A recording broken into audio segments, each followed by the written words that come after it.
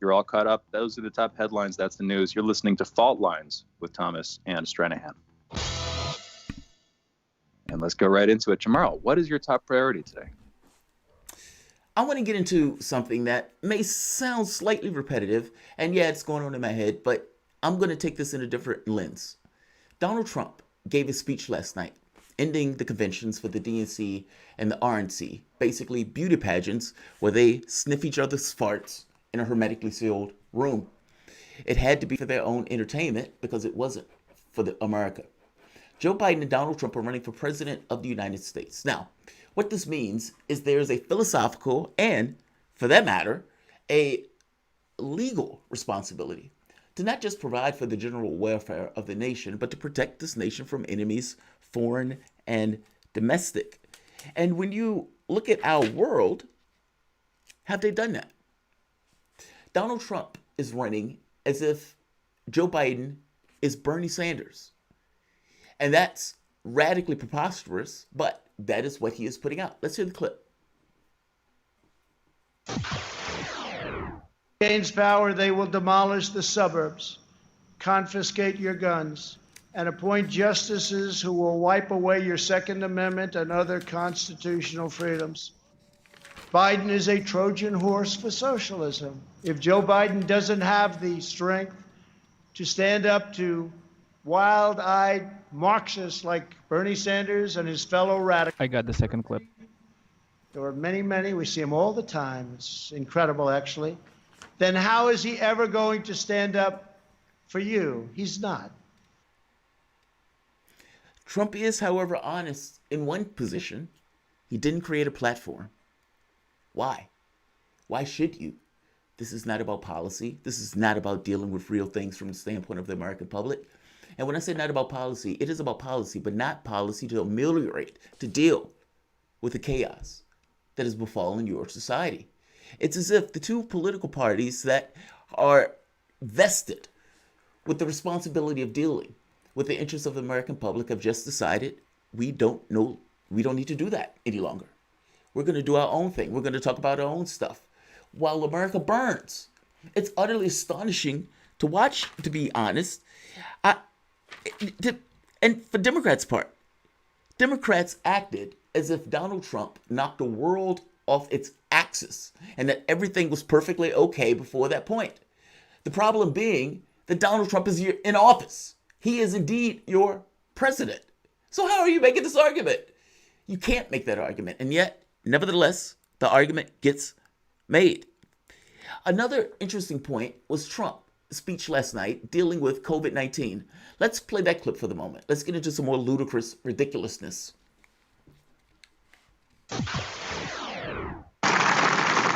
Unfortunately, from the beginning, our opponents have shown themselves capable of nothing but a partisan ability to criticize. When I took bold action to issue a travel ban on China, very early indeed, Joe Biden called it hysterical and xenophobic. And then I introduced a ban on Europe very early again. If we had listened to Joe, hundreds of thousands more Americans would have died. Instead of following the science, Joe Biden wants to inflict a painful shutdown on the entire country. His shutdown would inflict unthinkable and lasting harm on our nation's children, families, and citizens of all backgrounds. The cost of the Biden shutdown would be measured in increased drug overdoses, depression, alcohol addiction, suicides, heart attacks, economic devastation, job loss, and much more. Joe Biden's plan is not a solution to the virus, but rather it's a surrender to the virus. Let's be clear. 5.8 million people infected. 180,000 people dead with an expectation of hitting 300,000 people dead by Christmas. 1,200 people dead yesterday by itself.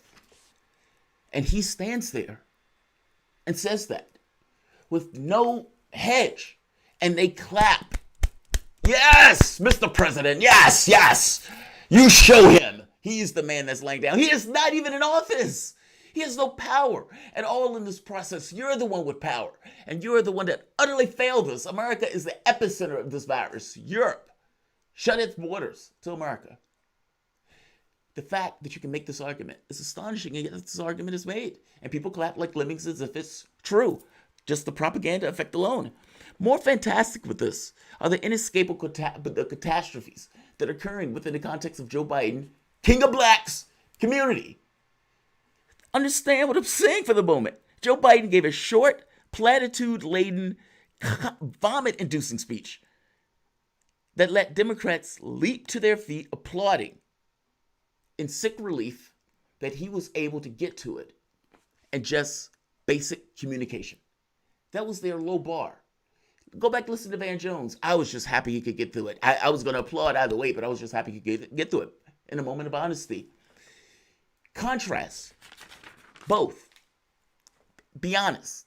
Contrast both conventions with what is going on in the outside world. You have basically a bunch of millionaires that are in Congress that have utter detachment from the real world effects that takes place. There is no sense of urgency. There is nothing that would get across that they fully and intentionally, flesh to bone, understand what people are enduring.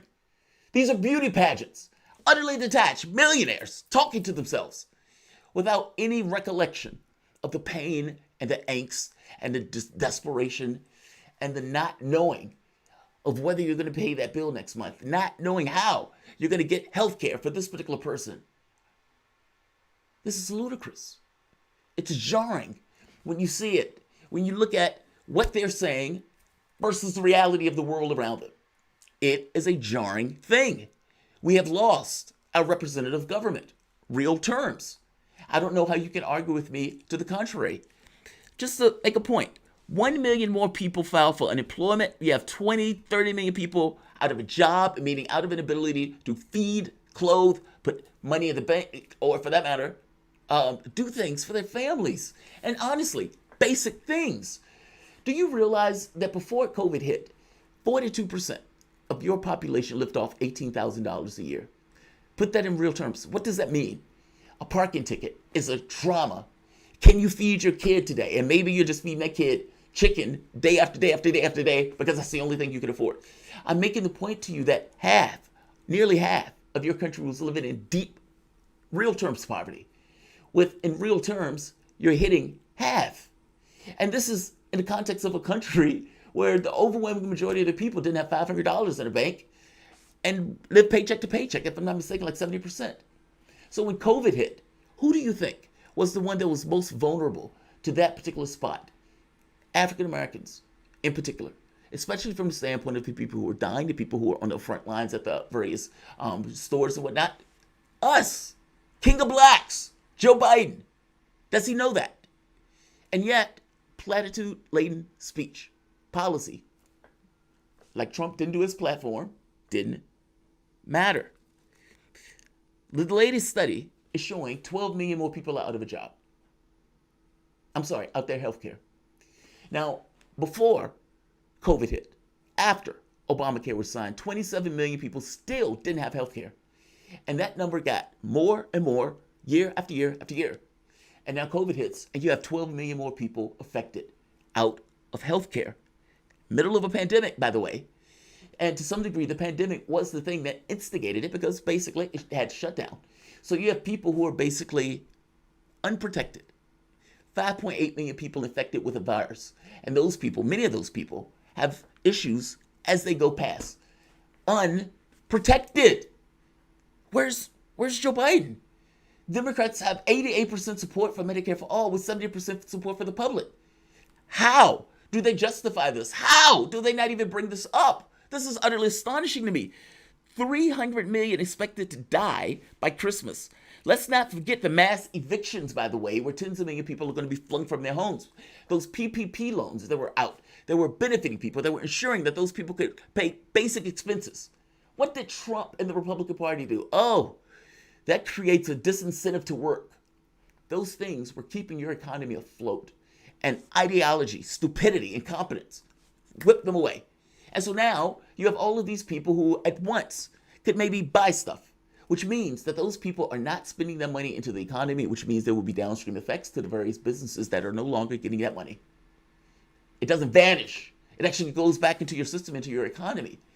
I'm making the point that your two political parties have abdicated all responsibility in dealing with the real and material concerns of the public, and instead realizing that there's only two of them, both of which you can only bounce back between one or the other. The catch here is that the majority of people who don't vote, as the Washington Post summary of the survey put it, Pew data shows that almost half of non-voters were non-white, 2/3 were under the age of 50. More than half of those who didn't vote earned less than $30,000 a year, and more half of those were over the age of 50. What does that mean? It means that people of color and of poverty extricated themselves from the political system because they realized that the interest they had put into it did not commiserate with real-term material gains in regards to policy. Not to mention, they have other priorities in the sense that they have to work. Look, very basic point. Very basic point. The variance between this kind of philosophical and legal responsibility on both parts, both parties, by the way, have become so jarringly obvious that it's difficult to ignore. What they say in comparison in context to the quantified pain of millions are like actors in a theater losing the ability to perform in any real terms that convinces the audience that they are actually those characters. It comes to us. This notion of fear, this notion of false teaching in regards to how you do policy, it comes to us. If you have 88% people supporting a policy, and I'm talking about whoever supports it, you have 70% of the public that is near unanimous within the context of your party. It is not just philosophically right. It is not just logistically right. It is morally right, considering what is taking place right now. I could read stats to you about what is going on in your world, and they tell you to kick rocks on their policy. Here's the litmus test. If you, to the tune of millions, tens of millions, you do not get our vote unless you back our interests and support this policy. You need to appropriate this policy. If the Democratic Party is willing to let the country tank to a man they're calling a monster, the ending of democracy, the bringer of rain, Donald Trump, if indeed they're willing to say, no, we are not going to support a policy that has 70% support, 88% support within the context of our party, we would rather let it tank than abdicate and lose on that issue. If they're willing to do that, then no, you do not have a representative government in any sense of the matter.